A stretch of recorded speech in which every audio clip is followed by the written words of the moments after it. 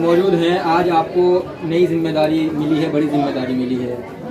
मानव सेवा से बड़ा तो कोई धर्म नहीं माना जाता। क्या कहेंगे आप, क्या संदेश आज से आपका लोगों के बीच में जाएगा और किस तरह से मानव सेवा के लिए आप कार्य करेंगे आश्रम में?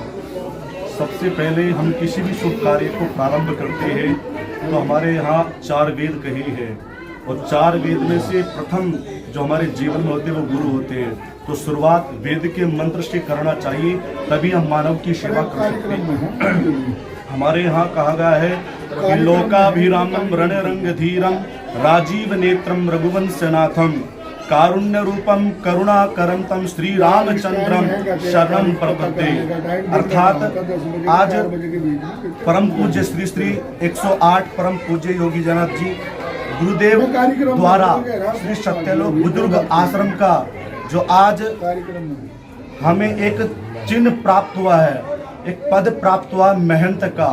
हमारे गुरुदेव ने इतनी बड़ी जिम्मेदारी देने के बाद मानव की सेवा के लिए वो एक पद दिया है, और पूरे संत समाज का और भूदेवों का एक दायित्व होता है कि संत सनातन की सेवा करना, मानव की सेवा करना, इस धर्म की सेवा करना। और जो हमारे जीवन का मूल है वह लोक अर्पण की सेवा करना। जब प्राण रहेंगे, जब तक हम मानव की सेवा करते रहेंगे। आध्यात्मिक से धार्मिक शिक्षा से दूर होते जा रहे हैं, इस पे किस तरह से मेहनत करने की आवश्यकता समझते हैं? यहाँ से संस्कार चलते हैं। हमारे यहाँ कहा गया है सत्संग, जब तक आप सत्संग साधु संतों का सत्संग नहीं करोगे तो आप आध्यात्मिक की ओर कभी नहीं जा पाओगे। कहते हैं सत्संग साधु के शरणों में बैठोगे तो सत्संग अर्थात आध्यात्मिक जुड़ पाओगे, और राक्षसों में बैठोगे तो राक्षस जैसी प्रवृत्ति बातें होने लग जाएगी। इसी प्रकार हम पूरे नौजवान साथियों को बताना चाहते हैं, आप जुड़े आश्रमों से, मंदिरों से और साधु संतों से, आपको आध्यात्म की ओर और भगवान के चरणों की सेवा प्राप्त होती चली जाएगी। आज जो उत्सव मनाया गया है 22 जनवरी 2024 को, ठीक है, दूसरी दिवाली देश में ये आपने भी देखा मनाई गई है। कैसे याद रखा जाएगा इसको, और कैसा संदेश आने वाले समय में इसका कैसा असर आप देखेंगे देश में?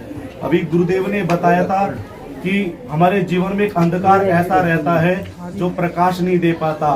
तो जिस प्रकार से आज भारत नहीं पूरा विश्व भगवान प्रभु श्री राम जी के जो प्राण प्रतिष्ठा ब्राह्मण द्वारा, वैदिक द्वारा जो प्रतिष्ठा उनके गर्भगृह में भी विराजमान हुए हैं, तो इसी प्रकार हम सबको 500 साढ़े 500 वर्ष पुराना जैसे त्रेता युग में और कलयुग में आकर के साक्षात हम सबको एक दर्शन दिए हैं।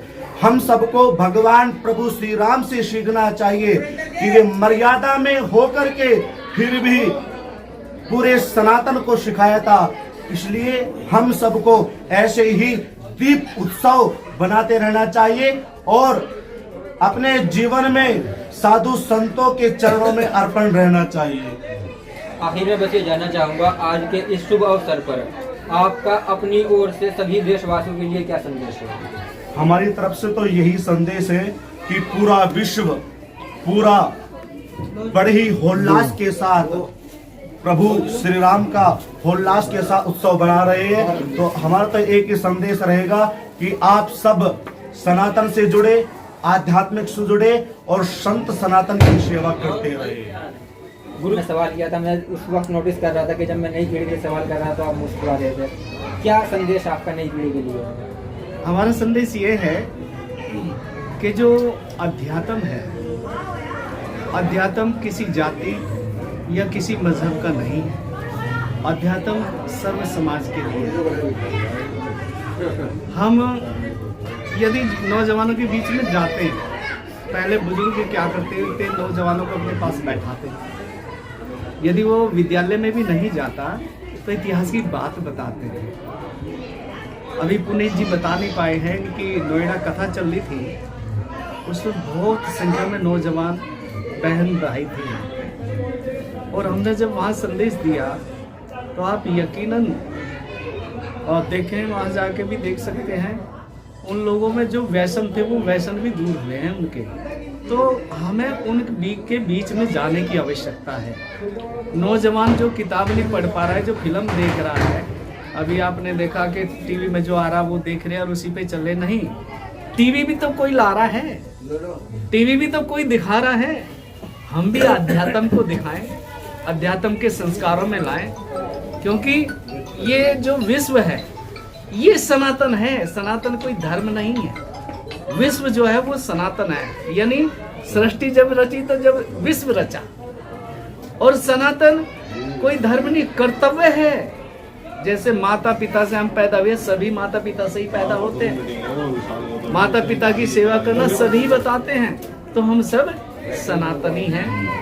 हमारा जो संदेश है ये सबके लिए है। हमारे विश्व में जो सनातन विश्व है उसके अंदर जहां भी मर्यादाहीनता का अंधकार है, भगवान श्री राम से दीप जला के प्रार्थना हम कर रहे हैं कि भगवान उनके मन मस्तिष्क में, उनके जीवन में जो मर्यादाहीनता टीवी पे देख के कुछ और वो सीख रहे हैं, उनके जीवन की जो मर्यादाहीनता है उसको समाप्त कर मर्यादा स्थापित करें, जिससे कि मैं अपने बड़ों के प्रति, कहते हैं सुना होगा आपने कि ऊपर वाला जाने, सुना होगा ना, ऊपर वाला किसी ने देखा? ऊपर वाले होते हैं हमारे पेरेंट्स, हमारे माता पिता। वो जो निर्णय करेंगे हम वही तो करेंगे, उन्होंने वो जो देंगे हम वही तो बरतेंगे। और उसे जानते नहीं तो हमें बताना है ऊपर वाला कौन? हमारा पेरेंट्स है, हमें ये बताना है। आज हम जी मर्यादा पुरुषोत्तम श्री राम जी की वंदना कर रहे हैं, पूजा कर रहे हैं, दीपोत्सव उनके समय पे जो उनकी प्राण प्रतिष्ठा उस समय पे मना रहे हैं, तो हमारे पूर्वज ही तो हैं। जैसे कि टीवी में होने चाहिए सब देखते हैं। हाँ, प्रभु श्री राम जी की जो प्राण प्रतिष्ठा हुई है उनकी प्रतिमा की, और आज से राम राज्य की शुरुआत हुई है। तो आपने देखा होगा तंबाकू होता है, बीड़ी होते है, उस पर एक कैंसर का चिन्ह होता है बना हुआ कि स्वास्थ्य के लिए हानिकारक है, कैंसर हो सकता है। आप देखना, मैं यहाँ बाला सुंदरी की सिद्धपीठ पे बैठ के बोल रहा हूँ, आने वाले कुछ समय में मोबाइल के लिए भी चिन्ह आया करेगा, ब्रेन हेमरेज का चिन्ह आया करेगा। ज्यादा अगर जो आप सोशल मीडिया से जुड़ोगे या आप बड़े बड़े मोबाइलों से जुड़ोगे तो ब्रेन हेमरेज हो सकता है।